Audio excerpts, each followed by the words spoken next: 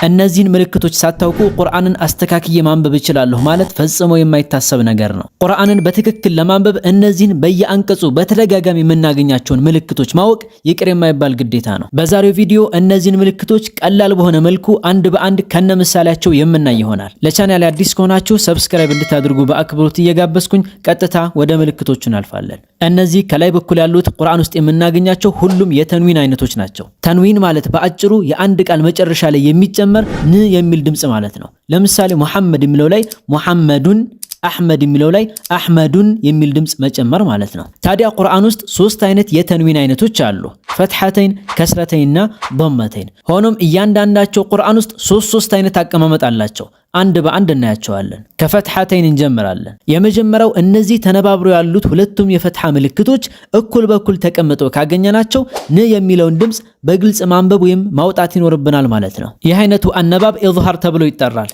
ልክ እዚህ አንቀጽ ላይ እንዳለው ማለት ነው። ወኩላ ሚንሃ ረገደን ሐይሱ ሺእቱማ። ስለዚህ ን የምትለዋን ድምጽ በግልጽ እናነባታለን፣ ረገደን እያልን ማለት ነው። ሌላ ምሳሌ ዓብደን ኢዛ ሶላ። ሁለተኛው ምልክት ደግሞ እነዚሁ ምልክቶች በዚህ መልኩ ተበላልጠው ሲመጡ ሲሆን ን የምትለዋን ድምጽ ከቀጣዩ ፊደል ጋር ጨፍልቀን ወይም አዋህደን ማንበብ የሚኖርብን ሲሆን በዚህን ጊዜ ን በግልጽ ባትነበብም የአፍንጫ ድምጽ ግን ይኖራታል። ይህ አይነቱ አነባብ ኢድጋም ተብሎ ይጠራል። ልክ እዚህ አንቀጽ ላይ እንዳለው ማለት ነው። ሙተሻቢሃን ወለሁም ፊሃ። ልክ እዚህ ላይ እንዳለው ን የምትለዋን ድምጽ በግልጽ አናነብም። ሙተሻቢሃን ወለሁም። ሌላ ምሳሌ ሱሑፈን ሙጠሃራ። እዚህ ላይ በዚሁ ተመሳሳይ ምልክት ኢኽፋ የሚባል ህግ አለ። እሱን በሌላ ቪዲዮ የምንመለስበት ይሆናል። ሶስተኛው ደግሞ ከነዚህ ከሁለቱ አንደኛዋ በትንሿ የሚም ምልክት ተቀየራ ስናገኛት ሲሆን የዚህን ጊዜ ን የሚለውን ድምጽ ን በሚል መቀየር ማለት ነው። በሌላ አገላለጽ ኑን ፊደልን ወደ ሚም ፊደል መቀየር ማለት ነው። ይህ አይነቱ የአነባብ ህግ ኢቅላብ ተብሎ ይጠራል። ልክ እዚህ የቁርአን አንቀጽ ላይ እንዳለው ማለት ነው። ሰሚዐን በሲራ። እዚህ ላይ እንዳለው ሰሚዐን ሳይሆን ሰሚዐም ምን ነው የምንለው? ሰሚዐን በሲራ። ሌላ ምሳሌ ኩሉ ወሽረቡ ሀኒአን ቢማ ኩንቱም ተዕመሉን። እንግዲህ እስካሁን ያየናቸው ሶስቱን የፈትሐተይን ምልክቶች ሲሆን በተመሳሳይ ከስረተይንም ላይ ልክ እንደዚሁ ሶስት አይነት ምልክቶች አሉ። ህጋቸውም ተመሳሳይ ነው። አጠር ባለመልኩ በምሳሌ እንመልከታቸው። የመጀመሪያው ልክ እንደዚህ እኩል ሆኖ ሲመጡ ን የምትለዋን ድምጽ ግልጽ ማድረግ ወይም ኢዝሃር። ለምሳሌ ወጀናቲን አልፋፋ። ሁለተኛው እንደዚህ ተበላልጠው ሲመጡ ኢድጋም ማድረግ። ለምሳሌ ወዋሊዲን ወማ ወለድ። ሶስተኛው በአንዷ ምልክት ፋንታ ትንሿን የሚም ምልክት ካገኘን ኢቅላብ ማድረግ። ለምሳሌ ዑቱሊን ባዕደ ዛሊክ። ወዲያው ضመተይን እንለፍ። እዚህም ጋር ተመሳሳይ ሶስት ህጎች እናገኛለን። የመጀመሪያው እንደዚህ ሁለቱም ተነባብረው ከመጡ ኢዝሃር ማድረግ ወይም ን የምትለዋን በግልጽ ማንበብ። ለምሳሌ ሐኪሙን ዓሊም። ሁለተኛው ልክ እንደዚህ ተለያይተው ጎን ለጎን ከመጡ ኢድጋም ማድረግ። ለምሳሌ ጊሻወቱ ወለሁም። ሶስተኛው ልክ እንደዚህ አንዷ ምልክት በሚም ተቀይራ ካገኘን ኢቅላብ ማድረግ። ለምሳሌ ሰሚዑን በሲር። እስኪ እነዚህን ሶስቱንም ምልክቶች በደንብ ለመለየት እንዲመቸን ሶስቱንም ምልክቶች የያዘ አንድ አንቀጽ እንመልከት። መጀመሪያ እድሉን ለእናንተ ልስጣችሁ፣ እስኪ ሞክሩት።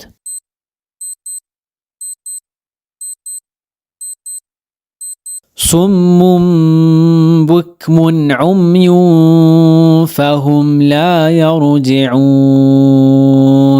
እነዚህን የአነባብ ህጎች በሌላ ቪዲዮ በአላህ ፍቃድ በሰፊው የምናያቸው ይሆናል። አራተኛዋ እቺ ትንሿ የሷድ ምልክት ከአሊፍ ከላይ ተቀምጣ የምናገኛት ስትሆን ሁለቱ በአንድ ላይ ሐምዘተል ወስል ተብለው ይጠራሉ። ስሟም የመጣው ወስል ከሚለው የአረበኛ ቃል ሲሆን ማያያዝ ማለት ነው። ስለዚህ እቺን ምልክት ወይም ፊደል በቃላት መካከል በምናገኛት ጊዜ አያያዥ ስለምትሆን ሙሉ በሙሉ አትነበብም። ለምሳሌ ቁል ሁወ አላሁ አሐድ። እዚህ ላይ አሁን ቁል ሁወ አላሁ ነበረ። ነገር ግን በቃላት መካከል ስለመጣች አ የምትለዋ ወይም ደግሞ እቺ ሐምዘተል ወስል አትነበብም። ቁል ሁወ አላሁ አሐድ። ሌላ ምሳሌ ፈሰሊ ሊረቢከ ወንሐር ወኢንሐር ሳይሆን ወንሐር ብለን ሐምዘቱል ወስሏን በቃላት መካከል ስናገኛት አናነባትም። አምስተኛዋ እቺ የሱኩን ምልክት የምትመስለዋ ሞላላ ክብ ስትሆን ከቁርአን ውጭ ያሉ የአረበኛ መጽሐፎች ላይ እንደ ሱኩን የምታገለግል ቢሆንም ቁርአን ላይ ግን ሱኩን አይደለችም። ይልቁንስ እሷ የተቀመጠችበት ፊደል እንደማይነበብ ለመጠቆም የመጣች ምልክት ናት። ለምሳሌ ፈልየዕቡዱ ረበ ሃዘል በይት እዚህ ላይ እንደምናየው ፈልየዕቡዱ ከሚለው ከዋው ቀጥሎ አሊፍ ላይ ይቺው ምልክት ተቀምጣለች። ስለዚህ ይችን አሊፍ አናነባትም ማለት ነው። ፈልየዕቡዱዋ ብለን አናነብም። ፈልየዕቡዱ ብቻ ብለን ነው የምናነበው። ሌላ ምሳሌ ወላ ተቁለነ ሊሸይኢን ኢኒ ፋዒል እዚህ ላይም ልክ እንደዚሁ ከሽን ቀጥሎ ያለችው አሊፍ አትነበብም። ወለቢሱ ፊ ከህፊሂም 300 ሲኒን እዚህም ላይ በተመሳሳይ ለቢሱ የሚለውና ሚአ የሚለው ላይ ያለችው አሊፍ አትነበብም። ሶስተኛዋ እቺ የዜሮ ቅርጽ ያላት ምልክት ስትሆን ለየት ያለ የአነባብ ህግ አላት። ማለትም እችን ምልክት ከአሊፍ ከላይ ተቀምጣ ካገኘናት ሁለት አይነት አነባብ አላት። አንደኛው እሷ ላይ የምናቆም ከሆነ አሊፍ የምትነበብ ሲሆን ሁለተኛው ደግሞ እሷ ላይ የማናቆም ከሆነ ቀጥለን የምናነብ ከሆነ ግን አሊፈን አናነባትም ማለት ነው። ለምሳሌ ካነት ቀዋሪራ ሚን ፊዳ የመጀመሪያው ላይ ስለምናቆም አሊፋን ስበን ነው የምናቆመው ቀዋሪራ። ሁለተኛው ላይ ግን ስለማናቆም አሊፋን ሳንስብ ነው የምናነባው ቀዋሪራ ሚን ፊዳ። ሌላ ቀላልና የተለመደ ምሳሌ እንመልከት። የቁሉነ ያ ለይተና አጣዕና አላህ ወአጣዕና ረሱላ እዚህ ቦታ ላይ የአንቀጹ መጨረሻ ወይም ማቆሚያ ስለሆነ አሊፋን ስበን ነው የምናቆመው ወአጣዕና ረሱላ። ነገር ግን ማናቆም ቢሆን ኖሮ አሊፋን አንስባትም ወይም ደግሞ አትነበብም። ወአጣዕና ረሱላ ብለን ሳንስብ ወይም አሊፍን ሳናነብ እንቀጥላለን ማለት ነው። ሰባተኛዋ እቺ የነጥብ ቅርጽ የምትመስለዋ ምልክት ለየት ያለ የአነባብ ህግ ሲኖር የምናገኛት ምልክት ስትሆን ከፊደል ከላይ ወይም ከታች ተቀምጣ ልናገኛት እንችላለን። ለምሳሌ እቺ ምልክት ከአሊፍ ከላይ ሆና ስትመጣ አሊፍን በግልጽ ሳይሆን በስሱ ማንበብ እንዳለብን የምታመላክት ናት። ለምሳሌ እዚህ አንቀጽ ላይ እንዳለው አዕጀሚዩ ብለን ሁለተኛው ላይ ያለችውን አሊፍ በግልጽ አናነባትም። ሳይሆን የምንለው አዕጀሚዩን ብለን በስሱ ማንበብ እንዳለብን ለመጠቆም ነው። በነገራችን ላይ ይህን አንቀጽ እንዴት እንደሚነበብ በሰፊው ከዚህ በፊት የሰራሁት ቪዲዮ አለ፣ እዛ ላይ ሄዳችሁ ማየት ትችላላችሁ። ከዚህ በተጨማሪም እቺ ምልክት ያለችባቸውን የቁርአን አንቀጾችን እንዴት እንደሚነበቡ ሰፊ ያለ ህግ ስላለው በሌላ ጊዜ በሰፊው በሌላ ቪዲዮ የምናየው ይሆናል ኢንሻአላህ። ስምንተኛዋ እቺ የያ መድ ምልክት ስትሆን በግልጽ እንደምናየው የያ ቅርጽ ባይኖራትም ነገር ግን ልክ እንደ ያ መድ ታገለግላለች። ለምሳሌ ሊኢላፊ ቁረይሽ ኢላፊሂም አሁን እዚህ ላይ ከሐምዝ ቀጥሎ ያለችው እቺው ምልክት ልክ እንደ መጀመሪያው ላይ እንዳለችው ሊኢላፊ እንደሚለው ላይ ያለችው ያ ከሷ ጋር ተመሳሳይ ነው። ሐምዝን ስበን ነው ማንበብ ያለብን። ሊኢላፊ ብለን እዚህ ላይ ያን እንደሳብ ነው። እዚህኛውም ላይ ልክ እንደዚሁ ኢላፊህም ብለን መሳብ ይኖርብናል። ምክንያቱም እቺ ራሷ ያመድ ስለሆነች ማለት ነው።